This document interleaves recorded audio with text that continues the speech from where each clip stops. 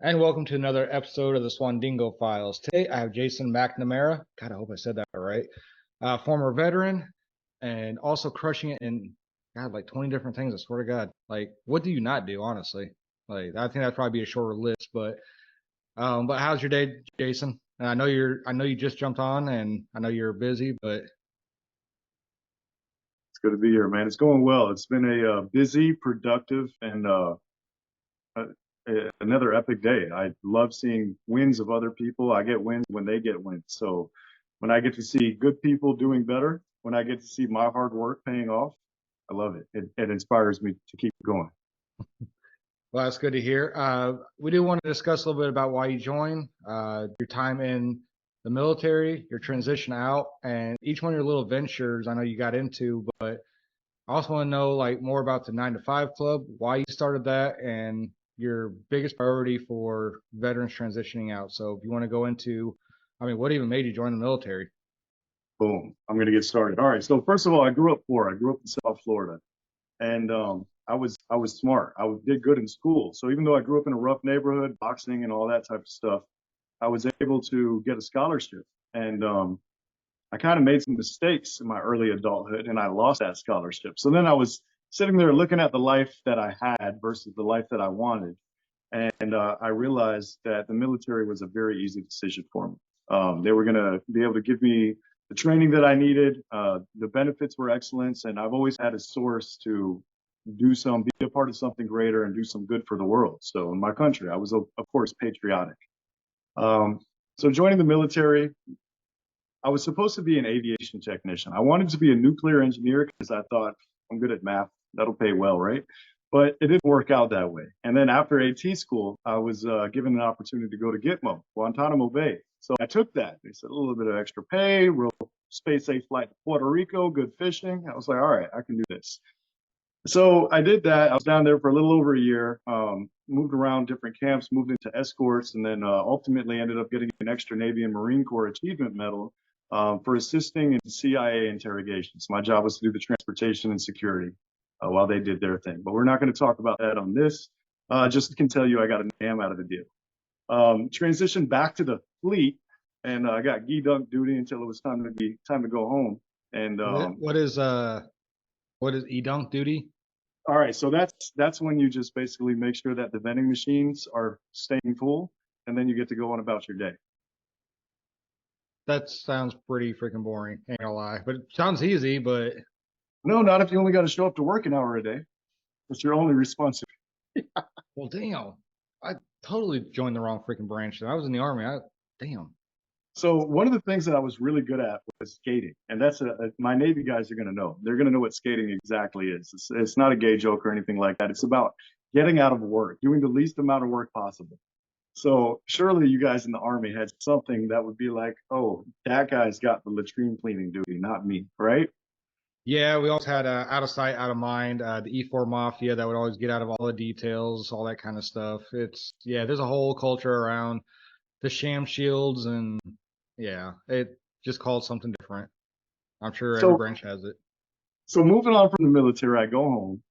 I started going back to school. I used my VA home loan, and I ended up getting a job actually helping veterans. So I worked for the state of Florida.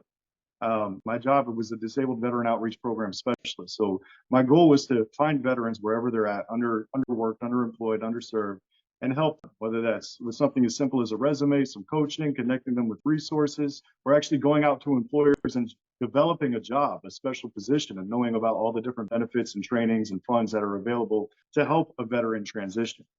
So I did that for a few years and it was great. It was hugely intrinsically rewarding. We broke records. We got hundreds and hundreds, thousands of veterans employed. And at the time, the original team I had was phenomenal. And by the time I left that position, the team had changed and I wasn't as enthusiastic as the new team I was working with. And I wanted to make more money. I was living in a duplex. I had an HOA that told me what I could do. I said, I want to plant an orange tree. They told me no. And I was like, I got to get out of here. So I decided to take a chance. I mean, honestly, I got a little chunky doing that job anyway. Sitting in an office all day is not for me. So I took a chance and I tried sales, and I started with door-to-door sales, and within a few weeks I was good at it. I was making good money. They promoted me to supervisor, so I stuck with that career for 7 more years, and I was able to retire as the top sales guy in a very large company. But What were you selling? I was door-to-door selling True Green. Everybody Oh, knows True okay. Green lawn Yeah, care. I could definitely Yeah. see that in Florida, especially like the last like 2 decades of it being very profitable. Yeah, no, I was crushing it. Literally, I'd walk by and I'd have this little pitch. It's only 29 bucks. Let me send my truck out here. Credit card, door, credit card, door, credit card, door. It was easy. I get to cut off work early and train other people how to do the same thing. So I was able to effectively retire though because I learned how to save, earn, and invest money. My mom taught me financial literacy as a youngin because we were broke, and she, taught me how not to be wasteful, frugal mindset, but also she was an investor, so she was able to teach me about real estate and things. So I ended up diversifying with real estate, crypto robots, hedge funds, forex robots, a lot of different things that if I started putting numbers out here, I would just have to say past results are not indicative of future performances, but they're in the hundreds of percent sometimes in ROI. And I was able to really get out of the situation I was in and start entrepreneuring at a different level. So COVID hit 2020. I'm not working anymore. I think I worked for a few months and then I was like, I'm done. I mean, I just didn't like the whole thing. So I started homeschooling the kids. I started my MBA. I just finished my MBA like 2 weeks ago. And then we started 4 nonprofits. Two of them are actually pretty veteran related. One of them is the Senior Chief Ron Zimmerman Foundation. And that's where me and my buddy, Senior Chief Ron Zimmerman, was our mentor at the state that helped us with veterans. And he passed away to his fourth fight with cancer from Agent Orange exposure in Vietnam. So we promised him before he went that the mission's not going to die. So we've helped a few dozen veterans since then. Of course, this is all just our volunteer power. We're not raising any funds. We just do it with our time. And the goal of there is not just to provide resume assistance, but now that me and my partner have done so much, we have so much knowledge, we can provide mentorship in a wide range of areas. So we just give that knowledge, whatever we have, whenever we can. And then and the mentorship, like they're just reaching out to you, or are you just finding them, or I mean, how are you finding these people to mentor? So we don't advertise. Most of the time we get people brought to us like, hey, I found this homeless vet guy. Can you help him? Yeah, absolutely. Really? So Yeah. they, holy shit! Oh craps! Fuck it, damn monkeys. Um, wow, They, that's and like, how long does it take them? Like, and I know every person is different, but mentoring, I know, and I'm sure they have a drive behind them, like most veterans do. How long does it usually take them to get on their feet? it all depends on the individual situation. Sometimes we can connect the dots relatively quickly. Like down here in South Florida, we've got HUD Bash, they're on it. I mean, we get a homeless veteran. A lot of times that guy, the next day, he's got a bed. You know what I'm saying? So it's all about the local resources and how connected you are to them. Now, obviously, I can't do things in all areas. I don't know the local people up in North Florida, but South Florida, I got to cover. Got it. So, so you're helping veterans. You got nonprofits. You said you have four. Two of them are doing pretty good. Um, but you're doing something called No More 9 to 5, right? And you're the This founder of it. Yes, sir. Yes, sir. So the No More 9 to 5 Club was bred, and I'll explain. We have three different industries that we're changing in here, but the first one was network marketing. I started spending more time on social media after I had more free time, and I started noticing all these pitches and scams and just things that were no good for anybody, and it was annoying to me. I'm smart enough to be able to see through this, but some of these were like really good. Like I'd go look at the website and look at this and look at that and realize this is not legit. So I know these people wouldn't be doing it if they weren't actually out there scamming people. So I said to myself, I want to build something because I also got into a company called Marketing on Fire. We offer free digital marketing solutions. You need a website, things like that. Then we built Rock You Academy, which is a coach coaching company that does the marketing and tech implementation for coaches. And I needed my own baby. So I wanted the No More 9 to 5 Club. So I'm helping other people scale their businesses. And I'm like, hold up, let me go ahead and tell people that the true path to financial freedom is not network marketing. It's to learn how to save, earn, and invest money. It's that simple. If you can have the discipline, like a lot of veterans have discipline, and we know how to budget, but there's a lot of people living paycheck to paycheck. And if you give them a $3,000 a month raise, they're going to live paycheck to paycheck. I promise you, they're going to need a new car, a new TV set, a new this, a new that, and they're going to stay paycheck to paycheck. Every financial person, and including my business partner Trey Carmichael, they've all said the same thing. Like, give people more money, they generally, instead of putting it away or paying stuff off or investing it, they're just turning around and, hey, I got a new car. I actually just got done at, was it Laurel Porter, if I remember right, is her name? She said the exact same thing. So there must be a trend here that you're all figuring out. I mean, it figured it out for me. When my friends were going out partying, spending money at the bars, chasing women, I was chasing what I was going to do next. I was chasing me, my future self that I had envisioned. The guy with the biceps, the guy with the house, the guy with the club. I was chasing this vision of me that I wanted to see for myself, for my family, so I can protect and serve my community and the people I care about. And, you know, some of those same people are still out of the bar chasing women. The women, by the way, are aging with them. So, nonetheless, my point is that I'm not looking to lead a horse to water who's not thirsty. If people want real results, those are the people I'm looking for, because everything that I'm teaching is meat and potatoes. We have a completely free pathway in the No More 9 to 5 Club. When I first built it, I didn't have a single paid program. And I had to develop paid programs because the market said if it's free, it's not valuable or it's a scam. So I developed paid programs, and I've sold paid programs. We offer virtual assistants to help entrepreneurs scale. We offer coaching. We can help somebody build their brand and stage, and a lot of things in between. We can do social media management, ad spend management. So we developed, we knew how to do that for ourselves, and now we just resell it. We resell the skills that we possess. And now people don't think it's a scam, and I'm building a large international army right now. Nigeria, Pakistan, Bangladesh. I've actually got on the phone with scammers.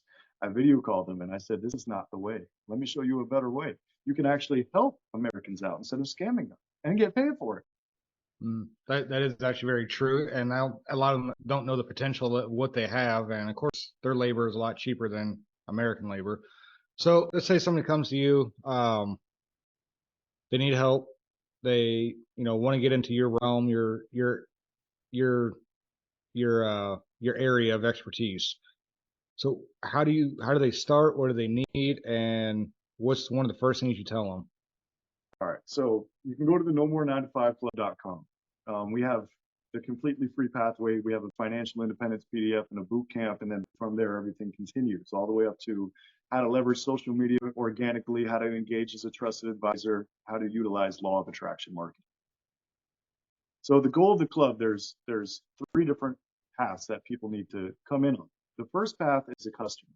I want somebody to come into the club with an open mind, learn what we have, and just only take advantage of what actually makes sense to them. Nothing more, nothing less.